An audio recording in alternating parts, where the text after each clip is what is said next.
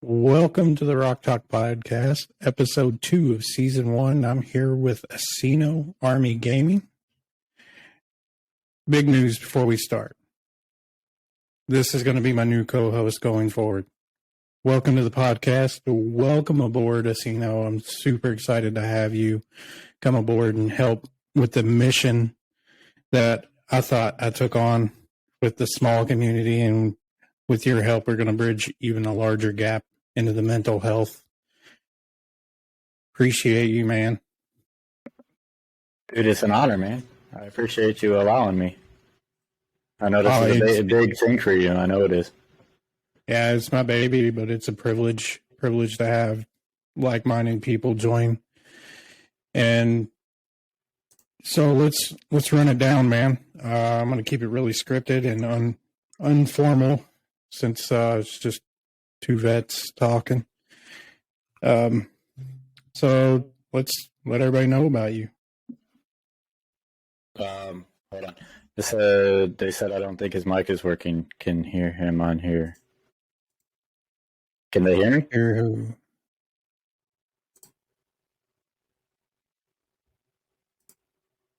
You can hear me, right? Yeah. They can't hear me, though. That's weird. Okay, 1 second.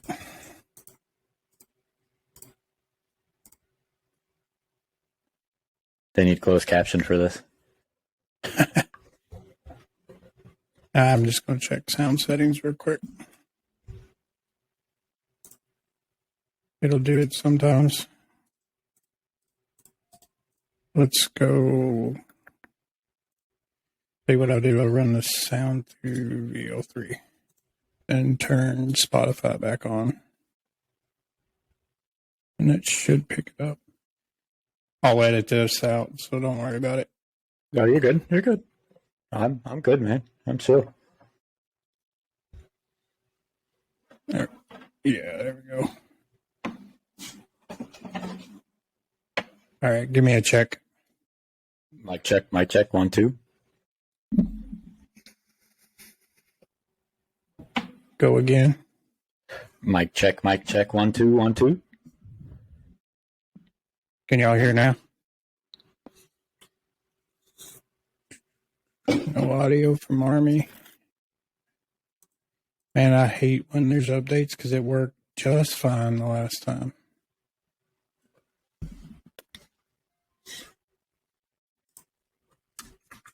Oh, you got a raid. Whoa. Thanks for the raid. Let's see, where else is this audio going?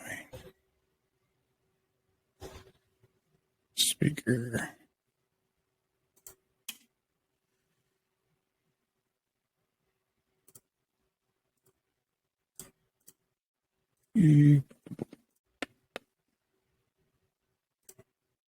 Moist Muffy. Dude, that name is so awesome. Holy cow.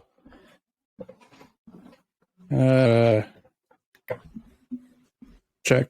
Hello. Why ain't it working? Stupid audio settings. Stu. Tell you what I'll do here. Go to window.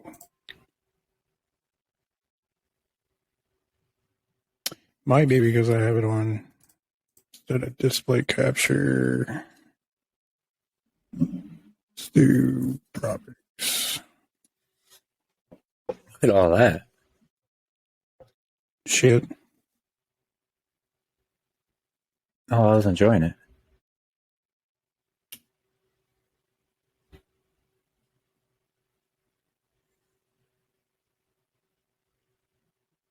Can y'all hear me now?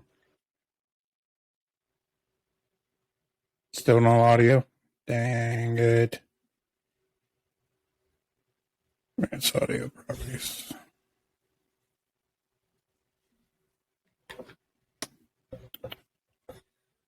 Man. Media. That's so weird. It worked the last time just fine. Yeah. and I haven't changed anything.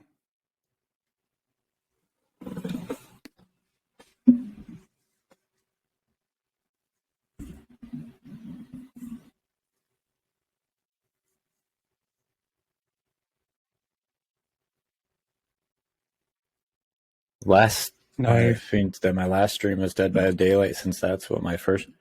Wait, is he done streaming? Truckee Batman, you quit?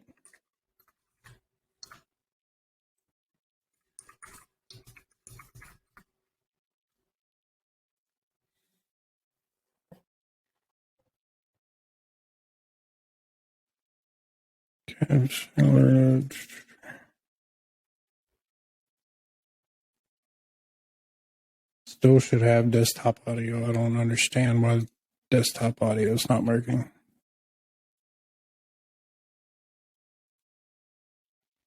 All right, we'll switch it over here and see what happens. All right, give me a talk now. Hello, hello, hello. Ooh, got you now, big time. How's that? Moist Murphy, I like your name. Okay, so. All right, we're good. We're good. Here we are. We're back. We're back at it. So here we are. Casino. So yeah, give us a background on yourself. Well, let's see. I am a Army veteran. I love long walks on the beach with drinks. No, I'm just kidding. They said I'm loud as fuck. No, I mean, I'm a disabled veteran that I have 3 kids, one of which is already graduated from high school and doing his own thing. Engaged to a wonderful person. And I'm currently in school right now for my master's in child psychology, but psychology in itself.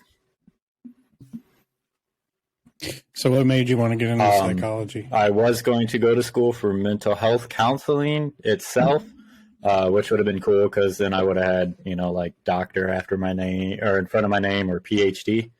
But there was a lot more to it, so I chose to just get my degree in child psychology.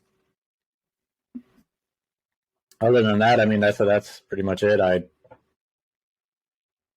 I suffer from some things that cause me to stay by myself. Like I can't work right now. But yeah, I don't do a lot.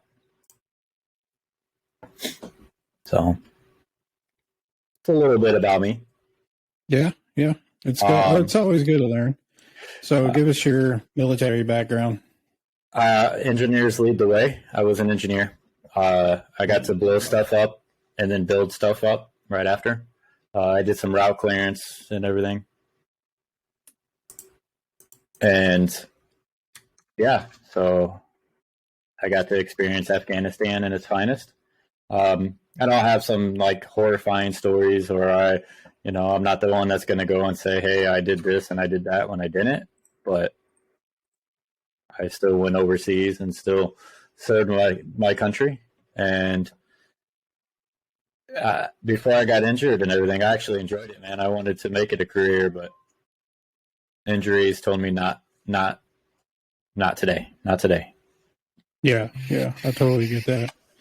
Mine was a combination of knees and back was getting pretty bad, and then my first marriage was coming to an end. But it's perks of being a soldier, I guess, right? Right. Beat the crap out of us for. Yeah, well, I mean, if you don't have at least one divorce, bad back, bad knees, smoke a lot, drink a lot, then were you really in the military? Touche. Trucking, swept the deck in the rain. That's funny. I did see people though in the motor pool with the new soldiers. They were told that they needed to get a bag of exhaust fumes. Yeah. It was quite common. especially in the infantry, where if you did motor pool duty, you had to get a exhaust sample, Yeah. and you use a trash bag to collect said. And I never had to do that. There was the whole, you got to find the grid squares, Pricky 7. The list just goes on of shit. It just messes with people. The fun that we had, right? These are memories that we made that not a lot of people can say, hey, I did this. Yeah. Yeah. Now here we are out of the military, and we've got more issues than a majority of people on Earth. Touche. Very, very true. And that's the purpose of me wanting to start the podcast, is bring resources to the veterans out there. You know, I've been doing a lot of stuff with a program called Catch a Lift Fund. Mm-hmm. And they take pain and turn it into a purpose through fitness and nutrition and wellness. And it's helped a lot of veterans get back to being who they were. And back when they were in military, pre-injuries. Mm-hmm. One of the coaches, Sarah Rudder, is an amputee. She lost her leg in 9/11 pulling people out of the rubble in the Pentagon. Right. So she was helping them, and they got her back to doing CrossFit. Like, she's a ranked CrossFitter. Oh wow! Even though she only has one leg, like she's badass. There's another coach, Jason, who is a double amputee, and dude, he's stout. He's people that all found purpose again through just getting gym memberships or gym equipment through this program.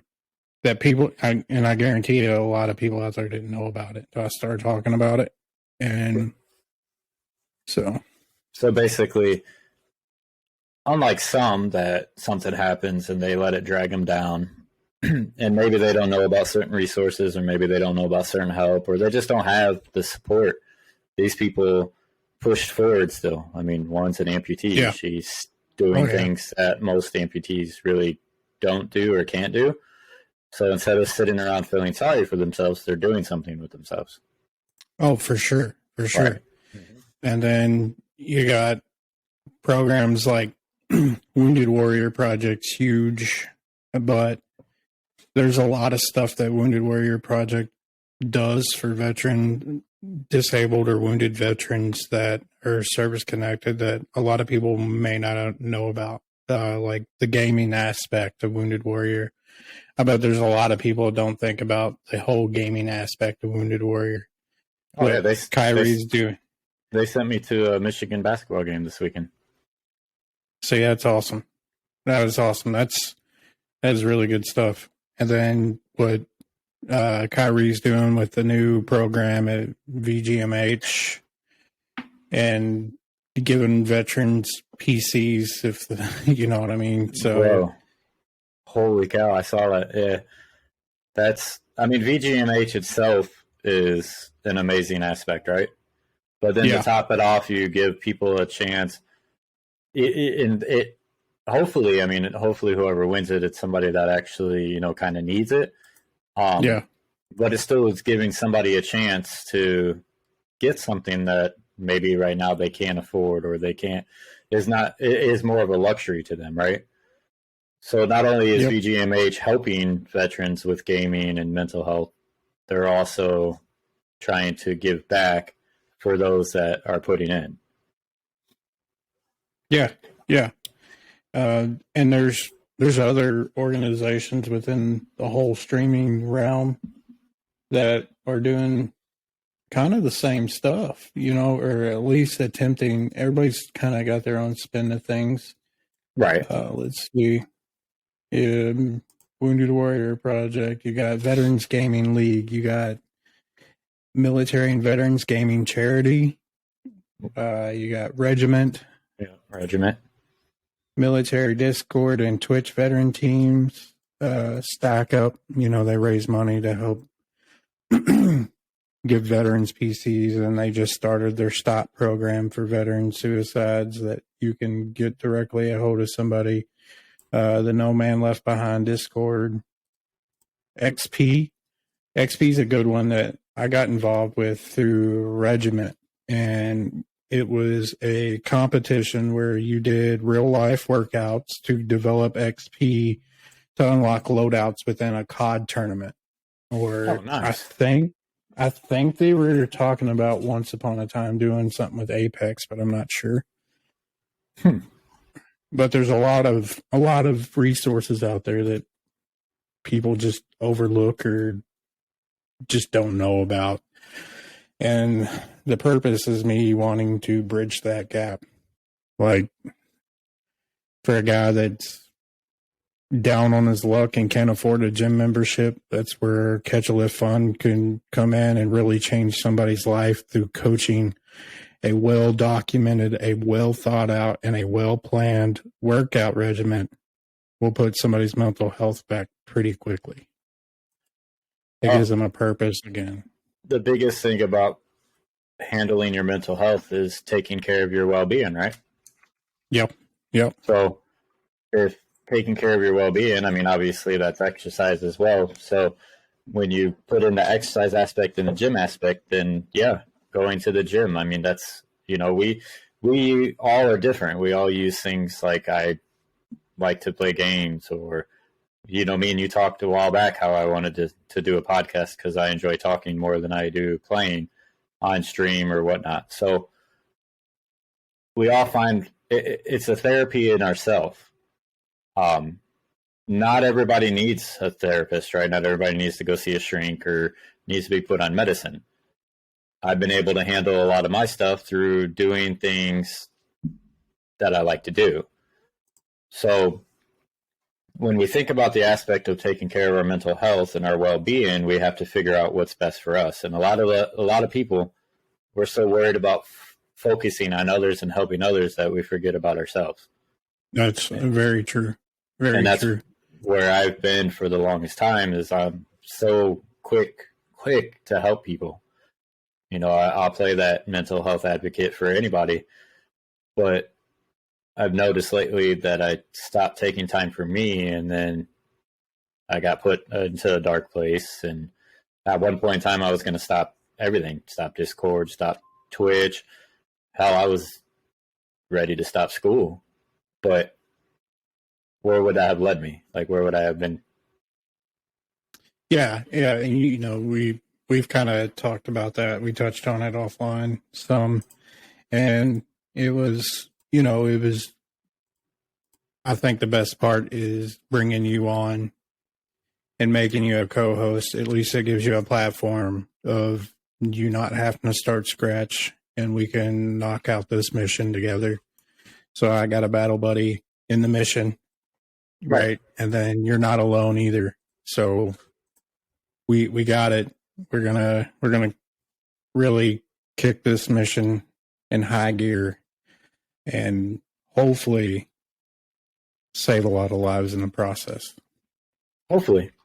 But and see, a goal for me for podcasting and doing stuff like this is I want people to come on, and I want people to talk to us, and I want people to open up, right?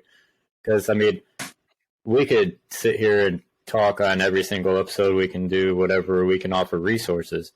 But I feel like not only can we help people that way, but it'll be helpful if we can get people to come on and talk to us and be like, this is what I'm going through.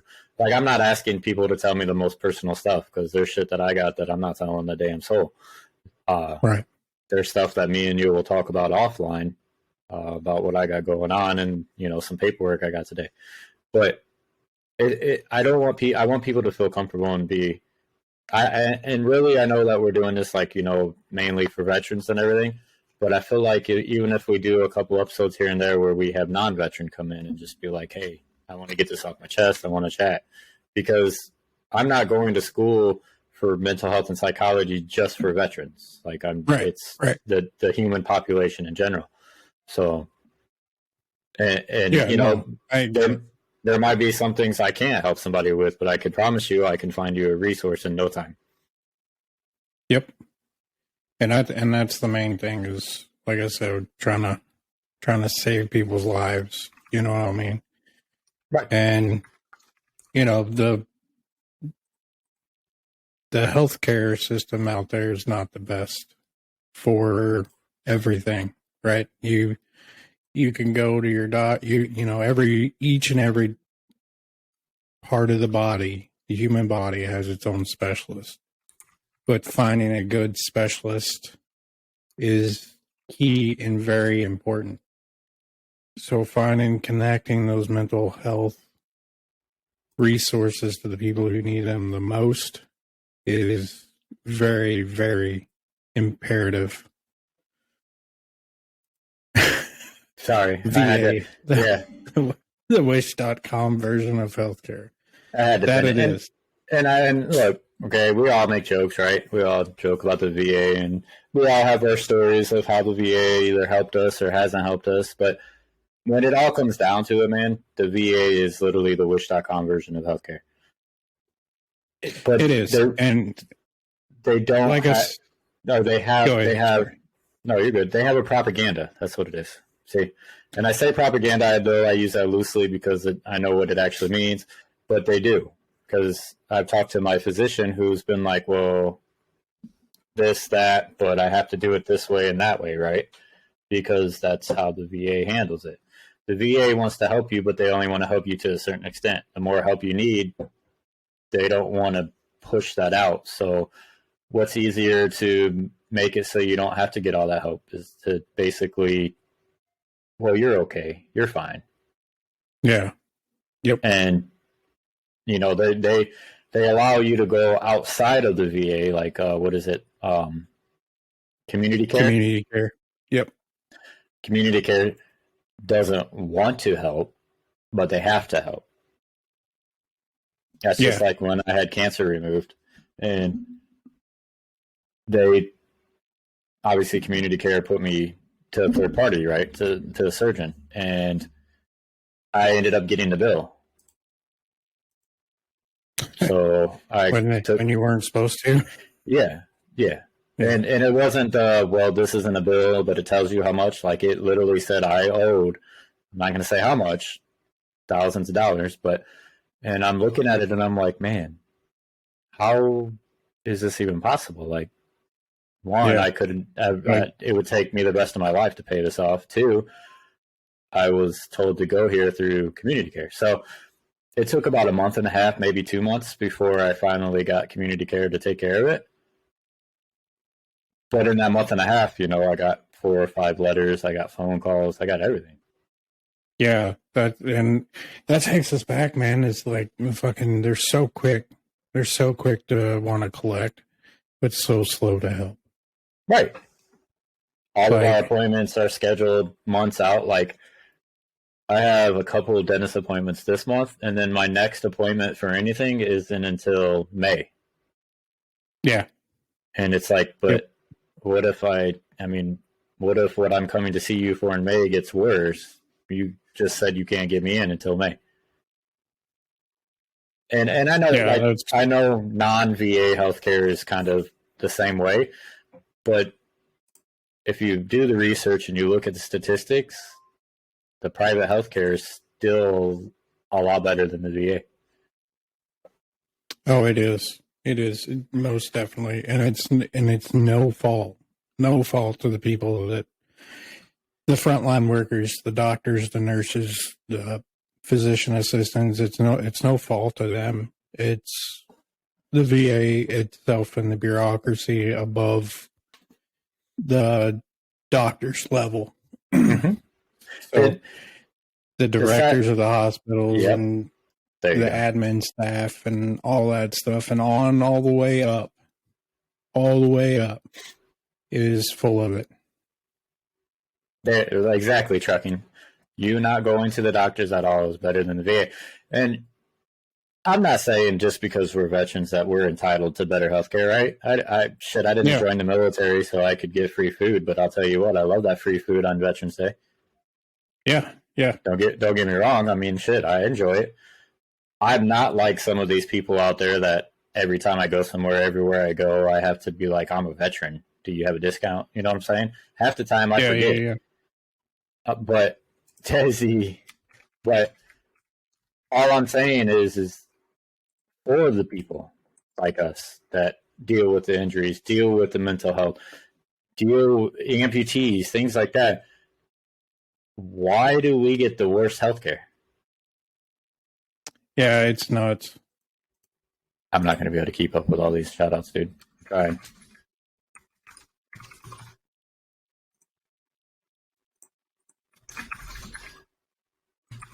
But, and that's the sad part, though, is again, like, you know, I hear a lot of people, and I've gotten in arguments with people where they're like, well, just because you're military doesn't mean you're entitled to anything. And, you know, my comeback is always, I don't act entitled. I never said I was entitled. That is true. We have a VA for veterans for a reason, but I want to be taken care of. I don't want to be pushed out, or if I have an appointment or I come in here and I say, look, I'm really struggling with my mental health, but you tell me, well, I can get you an appointment for 3 months. I call somebody in the private and they're like, I can get you in a week, but you have to pay for it. You see what I'm saying? I don't work. I can't afford private insurance. Yeah, for sure. But then again, why would I have to get private insurance if the VA is supposed to be taking care of me?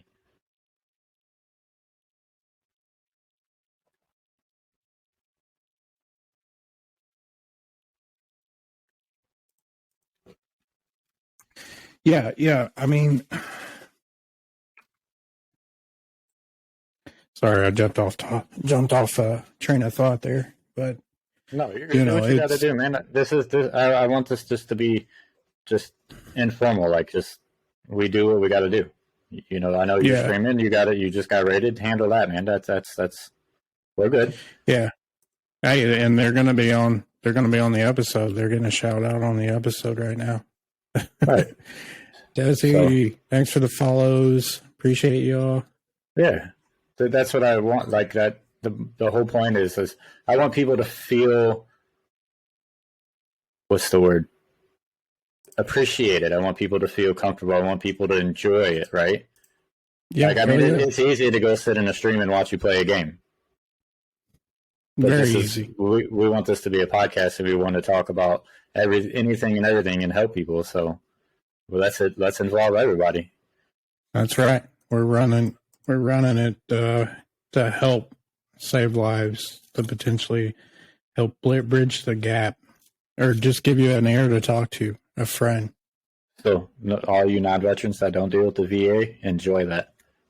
I'm just kidding. I'm just kidding. Yeah. But that's a good one. And their VA math. Good luck. Good luck my Lord. VA math. Dude, so I've been getting out of my shell, right? Which is really weird, but I think because I probably shouldn't say that on podcast. I probably shouldn't talk about that. Anyway, I do what I can to make myself feel good to be going out. So, I met with him today. Like, we generally meet Wednesdays, but I have my appointment at 8:00 in the morning, which is an hour trip there for like 30-minute appointment, and then another hour home. But so we met today, and I was talking to him, and long story short, this man just put in 13 claims, and the guy he's working with said, "Yeah, these are good claims, but with VA math, I can't guarantee that you'll be at 100." Yeah, I was like, wait, what? Like, huh? For those that didn't catch last episode, so you have regular math and VA math. Regular math, 25 and 25 equals 50. 50 and 50 equals 100, right? Pretty typical math. Not in VA. 50-50 at the VA would equal 25. 75. Dude, if it was typical math, I'd be at 200% right now. That's right. Yep. Actually, no, it's over 200. But with VA math, I'm at 90. Yeah. Yep. I'm at 80 with the VA math. Tell me how though. Like, who was they had to have been high, dude. They had or something. I don't know when they were smoking the peyote to come up with this system, but it was really good stuff. It must have really been good stuff. They need to give me some of that because it's obviously better than what I got. Because I don't know who. I mean, what were they like? They would just be like, "All right, so yeah, 50-50 is 100. So for the VA, we're going to call it 25 today." And then just keep going from there. Every percentage they get, we're just going to add 10. And it's or the VA went to the local high school and was like, "Give me your worst math student." Right. He's gonna Oh my god! Oh my god! The VA percentage plan. Yeah, because I was looking at it the other day. I was just going over my disabilities and the percentages, right? And I'm like, okay, that there's 150, and then I kept adding, and I was like, okay, I'm at 200. 200%. I literally have documentation that says I can't work because of my issues, but I'm at 90%. Are you at 90% TNP, or are you just at 90% flat? 90% flat. Oh man. My physician even has documented that's in my file, but we all know how the VA works. See, the VA compensation, they don't read notes. The major thing that they look at is how many times you've been to the doctor for said service-connected disability. They don't care about notes. Yeah. Yep. But in my file, and I watched her type it out and to save it. It literally states in there that due to my injuries and my issues that are getting worse every day, I mean, there's really nothing I can do. And I've been reading up on things like I filed for civilian disability. When I was at 80%, they denied me and my appeal, saying that 20% of me can work. But if you actually read, you're considered to be disabled if you're not able to do a job that is able to provide for you or your family that you were able to do before said disability. Now tell me, what can 10% of me do that could provide for my family? You definitely couldn't have been a soldier at 10%. That's for sure. Well, right. And that's what you did before the disability, right? Yeah. I was a soldier before that, before I joined the military, because obviously I joined the military later in life because I was an alcoholic and a bunch of other stupid stuff. But that's stories for later, and probably not different stories than a lot of people. But before that, I was working. What job? I was doing some kind of job. It wasn't factory, but it wasn't just sitting at a desk. But either way, I was able to provide for my family. I made enough money to where I could pay my bills and have money left over. I was able to do physical labor. I was able to do whatever I wanted, basically. Then I joined the military and I got injured, and everything's went downhill. I tried the post office because if you're like me, I'm the type of person where I could be hurting all day, every day, but I have to provide, right? And while fighting with the VA and trying to get my percentage up, I obviously had to work. I had to provide for my family. So I tried the post office. So at the post office, they give veterans 104, I think it is, wounded warrior hours, basically, or something in that. I forget. I can look it up. I forget what the name of it is. When I decided that I was done and my body couldn't do it no more, after a little over a year at the post office, I had like 10 hours left. Oh, wow. And I've talked to people that have been there for 10 plus years, veterans that still have a majority of their hours left. So that tells you that obviously that type of job I couldn't do either, which sucks because, as a man, we don't want to admit that hard labor jobs we can't do, right? Yep. That's for sure. And I was big on the pride thing, not wanting to admit certain things. Now I'm like, dude, I lift something wrong and my whole body's just like, yeah, you're done for the day. Good luck. Yeah, I get that. I'm that way. I can't sleep in bed all day. I can't just sit around all day. I can't do any, you know what I'm saying? I have to be moving. I have to be doing something. Um, and again, that leads back to just recently when I got to that dark spot where I was done, man. I was ready to be done with everything. Yeah, and so what brought you out of that? What did you use? What resource did you use to bring yourself out of that dark spot? Well, I tried the VA, but they didn't have anybody available for, I think, till roughly April. Yeah. I don't really know. I do know that I talked to Poo Ragu, who is in your stream right now, about a couple things like with Discord and Twitch, and he kind of, help guide me. But I kind of just, I don't know. I got to while in that dark spot, I just kind of was in my own world, right? So everything was bothering me. I was annoyed by this. I was annoyed by that. Then I just started reading and the Wounded Warrior stuff, like reading the events and everything and seeing that there's so much to do that can keep you busy. Well, then I started meeting with this veteran friend, and I don't know.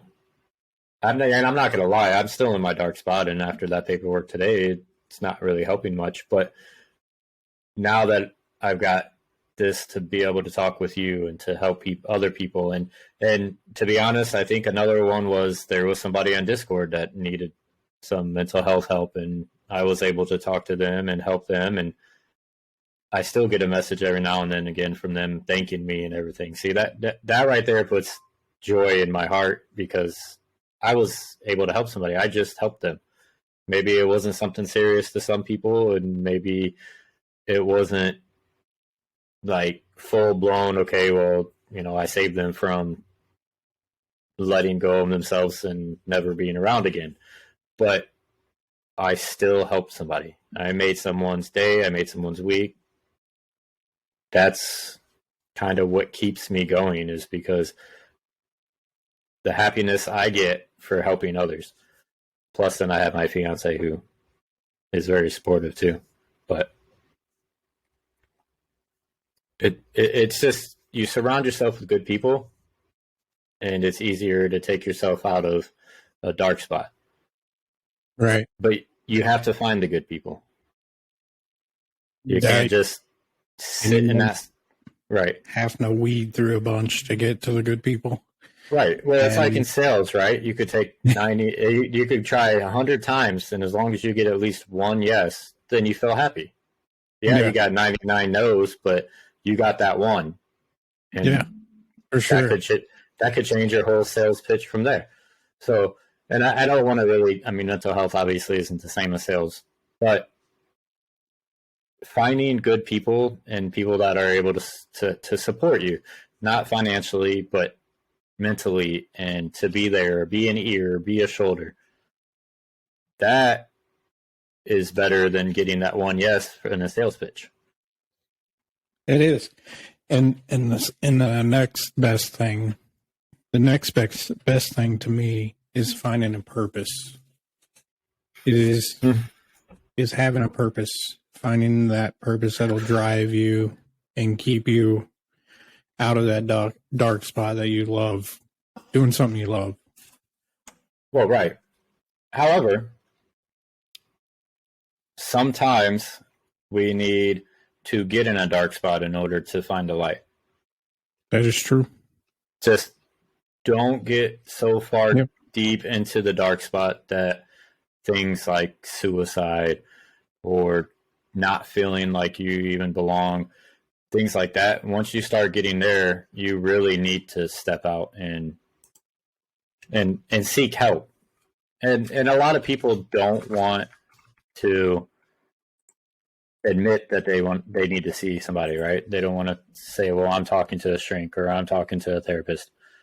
Again, it's a pride thing, but people need to know that it's okay. It's okay. It's okay to break down. It's okay to be upset. It's okay to sometimes to be in a phase where you just want to be left alone. You don't want to be bothered. But if you stay in that area, if you stay in that mentality, nothing's going to change. That is true. That is true. And you definitely need to be able to develop the self-awareness to recognize when those are getting to a certain place. You know what I'm saying? Yeah. And that honestly, that's the biggest step, is recognizing. It's kind of like, what is it when you're an alcoholic? One of the phases is denial. Yeah. Recognizing when you have an issue is great, right? But before we get to the recognize point, I feel like we are in a state of denial. No, I don't. I'm not. Nothing's wrong with me. No, I don't need help. And then some people stick to that. Some people stay like that, and then they wonder why. Well, why is my life a mess? Why is this happening? Why is that happening? You get help. You just get help. Help is there. Help is available, especially like for veterans, like you have just popped up on your stream right now. There's always a resource. Unfortunately, for some people, it costs more. It costs them money, and that is what's sad about the private sector of everything, is it costs money to get help. Yeah. So this country states, well, we want to help. You know, we want to do this. We need to work on mental health. We need to do this, but yet, how much does a shrink now? How much do therapists charge generally? What is it? Let me Google it.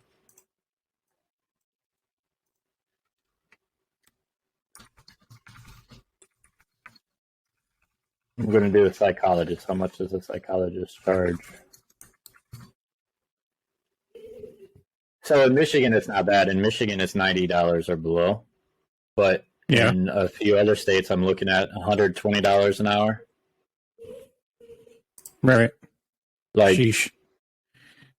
That's there's crazy. some states where it's 150. Why? The psychiatrist average cost $100 to $200. A psychologist $70 to $150. A counselor $20 to $80, and a psychotherapist $100 to $300. Man, that's nuts. But this was in 2022. However, that's when the mental part of the mental health crisis was supposedly coming down after COVID. You know what I'm saying? Yeah, we don't want to get on that. Let's not talk about that. But I mean, people sitting alone, locked in their house is a big part of it. Is the reason why it was so bad during that time. But and those big corporates, they capitalized on that, buddy. Yeah. Yep. I can tell you that right now. They capitalized on that. But why wouldn't they? I mean, that's what this world is based on, right? Yeah. Putting money in the pockets of big companies. So why? Oh man, COVID. Hell yeah, everybody's locked up. Shit. This is how we're gonna make our money. Yep. Everybody got excited because gas went down, but what happened as soon as COVID was over? Gas went right back up. And big time. I don't know how it is in other places, but it goes up and down here. 1 minute I'll be like, man, that's awesome, and then the next day I'm like, wow, that's not awesome. A 60-cent jump out of nowhere. That's overnight. Great. Yeah, but that's America, and that's how we'll get into politics at a different time. But that's just how it works. That's how it is now. That's literally what we deal with now. Is everything is going to cost an arm and a leg, and we have no choice but to accept it. Yeah. But when it comes to mental health, we need to. I don't think mental health you should not have to go to somebody that charges $250 an hour for help. I wholeheartedly agree. I mean, you already spend a lot of money to go to a doctor to look at you and say you have a flu when you already knew you had the flu. Yep. So, but just to go to get a note to say, hey, my child was out today because they were sick. You know what I'm saying? It's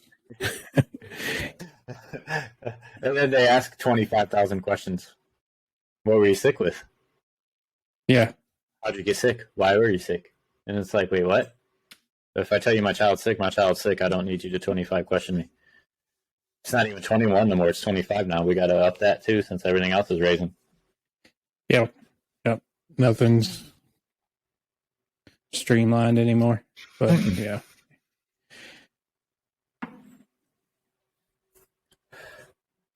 Well, you know, that's why we're doing what we're doing. Yep. We want to give that opportunity and space to people that need it. Finding resources. If you out there listening, you need a resource, don't hesitate to reach out to us. We'll assist in finding you a resource in your area. That shit's easy for me. But exactly, it'll be in your area, not just like, hey, here's a generic website, go here. Like, I will literally find that exact city if I have to get you the proper help. Yep. If I can't help you already. Yeah. And I think that's where you're going to be a great asset to the podcast, is having you as a resource, going through school and all that stuff for mental health in general. I don't know if I told you this. When I was getting my bachelor's, I think it was one of my classes, I had to create my own. Well, it said you could use one or you could create a fictitious nonprofit organization. And see, I fucked up because when I had my computer trouble and my computer got wiped, it was on my computer at that time. Oh, man. But, and sorry, I lost my train of thought. Oh, so I'd created, I don't remember what it was called. I think it was like, it wasn't, because when I was creating it, it was a nonprofit veteran organization, right? And I already know that there's some out there. Wounded Warrior Project, we went through some already, blah, blah, blah. I wanted it to be similar but different. And I know I had made sure like the name of it was like 22 to none or to 0 or something. Because I know at that time that I did it, I knew that there was no other nonprofit organization out there called that. That's why I made it the way it was. But all said and done, I got an email from my professor after the class was over, and she asked me if I was ready to turn my fictitious nonprofit organization into an actual organization. That's awesome. But at the time, I wasn't ready. Mm-hmm. So I was like, well, I don't know where to start. I don't know this. I don't know that. And I messed up because I basically just kind of let it go. Let it hang. And then obviously when that class was over, I didn't have access to the class, like to that class anymore. And again, I forgot to save some things onto a hard drive. I didn't know my computer was going to take a boot, right? We don't know that. So technology, right? Right. Which lately I have a USB drive now or a thumb drive that I've been trying to save some things, but had I saved it, I probably could have turned it into a real nonprofit organization. What's stopping you from creating it all over? Not remembering any of it. Probably with nonprofit though, you still have to have money. Yeah. Yep. And that's a huge fee, is to actually get the articles of incorporation for the nonprofit. And granted, I know nonprofits they're not government funded, right? So it's all by donations, charity events, things like that. fundraisers and all that. But you still have to have that beginning fee and that money to put up front. And well, be the 503c. Yeah. And I don't have that money, and I'm not taking a loan. I'm not doing anything, because if I'm going to create a nonprofit, why would I want to have to pay money back? The whole point of the nonprofit is to help those through donations and fundraisers and charity events. So I want to, whatever money I would make or to get in, I would want to put back, not pay some loan company back. Because then really, what is my funding then, right? I'm in debt. I owe a debt to somebody. So I think the biggest thing is, I'd have to look, but there might actually be programs and grants for veterans to start nonprofits, if I'm not mistaken. I'd have to look into it more. There was a resource that I had out of Louisville, Kentucky, that would actually help you write the articles and get you through that process. Right. Well, if you find something, let me know. Oh, of course. Because I may have to. It won't be necessarily the exact same stuff that I did in that class, but I'm sure I can remember most of it. And then I'll just bring you on with me, and then we'll both run a nonprofit organization. Sounds awesome. Down. And if you think about it, right, all these nonprofit organizations out there, whether it be for veterans or non-veterans, they're all the same, right? They're all basically do and help the same way. So it's not like if we started a nonprofit organization for vets that we're stealing the idea from somebody or we're trying to be different. Like for me, when I think of nonprofit, I think of organizations working together. Yeah. And there's gaps that need to be filled within between organizations anyways.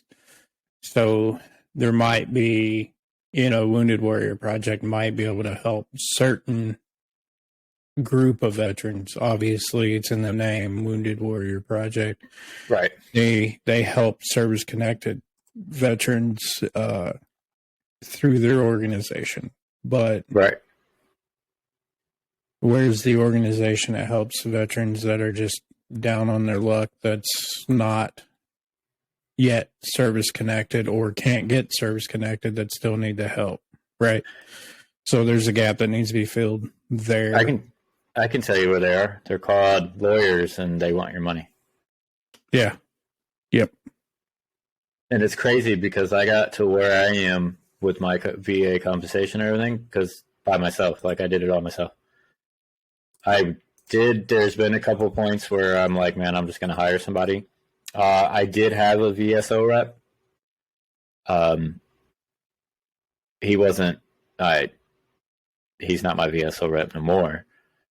He actually got mad at me because I told him, because they raised me to 70 and then sent me a letter that said they were going to, no, they raised me. It was either 70 or 80 that they raised me to, and then they sent me a letter that told me they were going to decrease me. That the one issue that I have that will never get better, I think it was my radiculopathy. They said that it was getting better. That's literally what it said. It said, so this, I think it was the radiculopathy. I don't remember. It could have been the neuropathy or something that had to do with my back. They were like, yeah, that from what we see, it's getting better. And it's like, but well, I don't know where you're getting your information from because I clearly have documentation that shows that it's not getting better. Anyway, so I went to him. He filed a hearing for me. Then I never heard from him again until I got a hearing date. Then all I heard from him was, hey, your hearing date's this day, and then I'll get a hold of you the day before or the morning of where you need to meet me. So the hearing got canceled, by the way. I did a higher level review the next day after he told me when the hearing was. And if any veterans in here don't know what higher level review is, I can touch on it now, or we can touch that on a different episode, or even outside of this. But he didn't like that I did the higher level review. Because I spent an hour and a half with the lady. So this is the funny thing to this story is the lady called me and was like, "Hey, I'm calling. I'm one of the higher level review officers, and I'm calling to schedule an appointment." And it was like 5:30, 6 o'clock in the evening. Right. And I was like, "Okay, like when do you have available?" And she got quiet for like 2 minutes, and I was like, "Are you still there?" She was like, "Yeah." She was like, "Do you have time now?" And I was like, "I mean, yeah." She's like, "Do you want to just do it now?" And I'm like, I guess. I don't even know. My dog's in the camera. But I'm like, I don't know what this even is. I was just looking up something online. I pulled this up because it said high level review for disability claim. So then she explained it to me, and then we started talking. Dude, so I had the 3 exams, the third-party exams where half the time you're there for 2 minutes and you leave. Yeah. Oh, yeah. My final 3, the one that got me 10% taken away, one of them got me an increase, but then they wanted to decrease me. And then the other one was my mental health exam. All 3 of them were done wrong. Literally. Yeah. I was going to say it's 90% of those clinical providers of the exam, the third-party exam, don't know how to write the paperwork. Nope. My mental health one, they didn't even answer one of the main questions. The mental health wasn't done right in general because they didn't ask me the questions that the mental health was for. And so they twisted my words around and made it look like that my mental health was the way it was because I was going through a divorce while deployed and some other things, which I was like, well, yeah, I remember that interview, and I remember telling them why I am doing this exam, and them saying, well, besides these issues, is there anything else? And I said, so I figured they were just asking me in general, so then I told them about other things. But one of the exams, they missed a question. They didn't even answer the main question that was supposed to be answered. So the VA sent it back to them. And a whole new doctor who I never talked to, had no idea, filled out the paperwork and still missed that question. Oh, wow. So in that hour and a half, I talked to the lady. She apologized to me about 1,700 times, told me that, or then she asked me about the one provider. And I was like, you mean the lady that told me to continue spending or whatever, even when I'm hurting? The same lady who was supposed to use the tool for my back never used the tool. She had it. She literally did this the whole time. She held it just like this. They're supposed the one to measure your range of motion? Yeah, they're supposed to put it up near you. She held it up against her body. And there was something else that she did. So, long story short, after I told the lady all this, that's when she kept apologizing, and then finally she was like, yeah. She said something, you're going to have to do these 3 exams over with. And I told her, I said, well, I don't want it. And I think it was VES is the third-party one that they were using for me, and I told her I didn't want that. I either wanted LHI, which is QTC now. Yeah. There's QTC, LHI, which turned into something, and VES. And from what I believe, I think the lady that did my 2 exams that he wasn't even supposed to do the second one, she no longer is contracted through VES anymore. Oh, that's good. But no, I did 3. The first re-exam I did, that's when I got bumped up to 80. That, like, 2 weeks later, because the lady literally was like, we were doing the thing, she was doing her little, like, she had the tool out and was like, right, not touching me, but like right where it needed to be. And she literally was showing me what she was typing. And right before she sent it, she let me watch, and she was like, well, I think you have an issue with your sciatica nerve. And come to find out, I have an issue with my sciatica nerve. That's one of the issues. And so, yeah, she was just like, I don't know what the paperwork said before or whatnot, but there's no reason they shouldn't know what this is. But anyway, so she did her job the right way. And I wasn't just happy with her because I got the increase, right? I was happy the minute I walked out of there because the lady actually paid attention to me. She didn't try to tell me to go past, to go beyond the range of motion that I could. She literally was like, do what you can. Then she, and the thing that I learned, and this just goes for anybody that, any of these exams, is the less you say, the better chance you have at getting results. Because what they do while you're in there is they try to get you, some of them, not all of them, some of them try to get you to talk and continue talking. And the more you talk, depending on what you're saying, is what they're going to take and what they're going to put into the report. Yep. And a lot of times that hurts veterans, and that's why some veterans get decreased, is because they may not have said something that they thought was something that would be used against them, but some of these people, they'll put that in a report and basically just be like, well, there's nothing wrong with them after they said this. And it's like, but why didn't we talk about, or why didn't you put in there everything? So the less you say, basically you go in there, you answer the questions that they ask. Obviously don't lie. I mean, some people do. So there's a lot of veterans out there that have 100% that don't need it.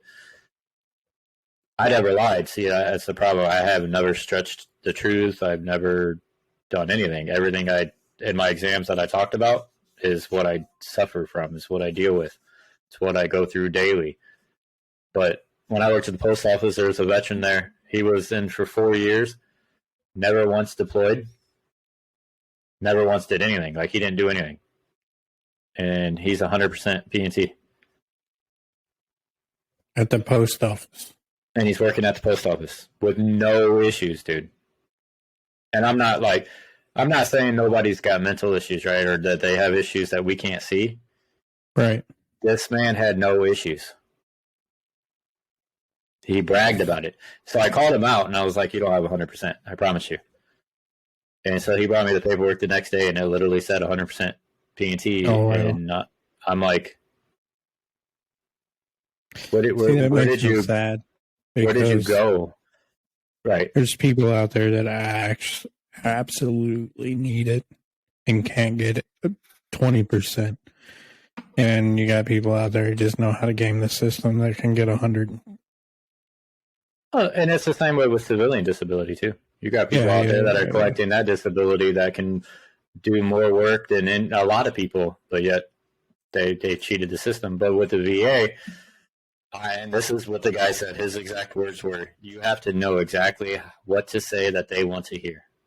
Yeah. And I was like, but I don't have to do that. I have to do what I feel is right. And what I feel is right is telling them what I'm going through and what I suffer from. He was like, all I did was tell them what they wanted to hear. So then, and this is going to probably hurt some feelings for anybody that listens to this, whether it's somebody that's in your stream right now or somebody that listens to it when it's done and said. If you didn't deploy, you didn't do anything. Sorry that hurt your feelings or if you're offended, but I don't care. You didn't do anything. I have buddies that have been in active duty for 10 years now, haven't went anywhere, haven't done nothing. You didn't do anything. What are you doing? And I guess I worded that wrong because some people are going to be like, well, I was in the Nasty Girls and I went to a natural disaster. Well, that's technically considered a deployment. Yeah. You were deployed, maybe in the States, but you still deployed. I literally anything that you put on orders for. Right. Yeah. And you're going to get people that are going to be like, well, they still signed a dotted line and said that, they wanted to defend our country. They just didn't right. do it. So then I counteract that with, I did most of my time in the Nasty Girls and in reserves. When I was deployed to Afghanistan, 85% of the soldiers over there were National Guard and reserves. That means these people that there's a lot. Yeah.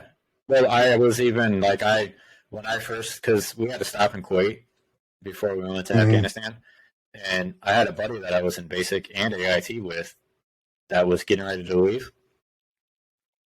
And let me tell you what, man, he had it made because he never went to Afghanistan. He stayed in Kuwait the whole time. Oh, really? Yeah. He didn't want to take his stuff home. I got a TV, free TV. I don't remember. I got some kind of video game console. I think it was like a PlayStation or something. I got a cell phone, a refrigerator, and some other stuff from him because he didn't want to. Well, obviously the refrigerator he wasn't going to ship home, but like his TV and everything, he didn't want to ship it back. So he left it all to me, and I'm like, well, I don't really need it. I'm not going to take it to Afghanistan with me. I don't want to haul all this stuff there. Yeah. And he was like, you're going to Afghanistan? And I was like, yeah. And he was like, oh. Well, that's why I got all this stuff was because whatever. And I was like, well, that's cool. Well, we ended up having, I think, one or two groups of people that didn't go. I think it was just one that didn't go to Afghanistan. So I just left all my stuff with them because I didn't want it. Plus, you get to Afghanistan, you pay $90 a month for internet that you barely even get to use anyway. Yeah, well, we were in the middle of nowhere with no internet for the large part of time. Well, I just had a phone, but the amount of National Guard and reservists that were in country during the Afghanistan surge was ridiculous. Mm-hmm. Yeah, there was a lot. It was 80 when I was over there. It was 85% of the soldiers over there were National Guard and reserves. Yeah, the part-time soldiers is the what they call them. Yeah, or like the National Guard, they call them Nasty Girls. I got called a tampon. I forget what else. But the sad part is the majority, not all, okay. There's some reservists and National Guard guys where you look at them and you're like, how are you still in? But a majority of us could outwork active duty. That's just how it is. So active duty can make fun of National Guard and reserves all they want, but a majority of them will get outworked in a heartbeat. When we were getting ready to leave Afghanistan and we had a unit coming to replace us, it was an active duty unit. The very first question I got asked, because I was an equipment operator, the very first question I got asked was, how do I operate this? Because all of their equipment back in the States at their unit had a computer in it. Obviously, we don't have that equipment in Afghanistan. Yeah. Half the equipment that we use, if it would have been in America, would have been redlined and would have never even been used. Yeah. So as with anything in Afghanistan. And the guy that asked me, at the time I was an E4, but I was in the E6 position. Didn't get paid anymore, which, whatever, you know what I'm saying? I didn't get paid as an E6, but I had taken some dude's spot because he didn't really know what he was doing. He was an E6 that had no fucking clue what he was doing, pardon my language. But anyway, so I took over. And so this guy comes up to me and he's like, man, I don't know how to do this. Like my equipment back in the States, I have a computer, I type it in and it does it for me, or it, the blade will go to whatever I put in the computer. And I said, well, use your eyes. That's what they're there for. What do you think we've been doing for the last year? Well, I don't know how to do that. And I'm just like, that's funny. You're going to tell me that you do this job on a regular basis, like you're active duty, like you should be working on this with this. You know what I'm saying? So you don't know how to use your eyes. You don't know how to see if it's cut properly. No, I don't. And I was like, well, yeah, good luck, because I'm out. So I don't know what to tell you, buddy. I'm not staying to help. But give me 1 second. I got to go let my dog out. Yeah. Like, I just got to let him out of the room. Okay.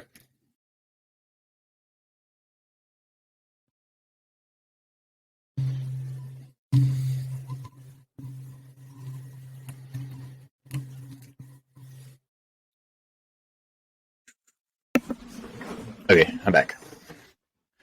But yeah, I mean, everybody cracks jokes about National Guard and Reserves, man, but I met a lot of great people and still good friends with a lot of people that could outwork an active duty person in a heartbeat. Yeah. You definitely could see that some places.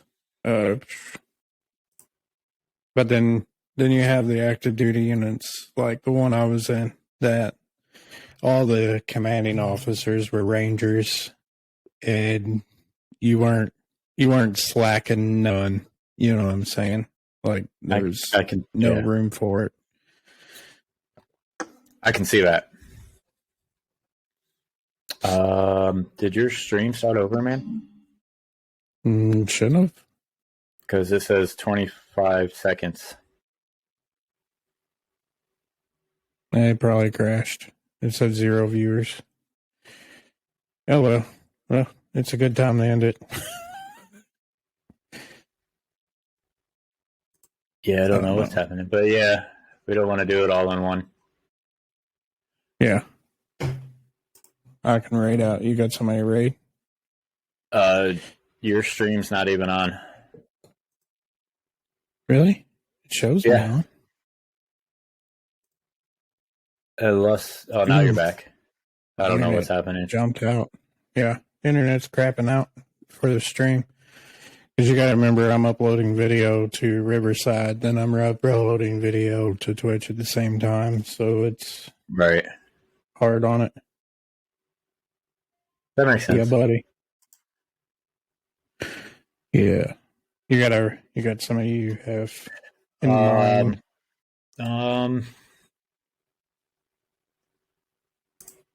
You got Rippers. He's on. You got. I don't know if I have the same people you do. Yeah, Rippers is fine. Is who not streaming?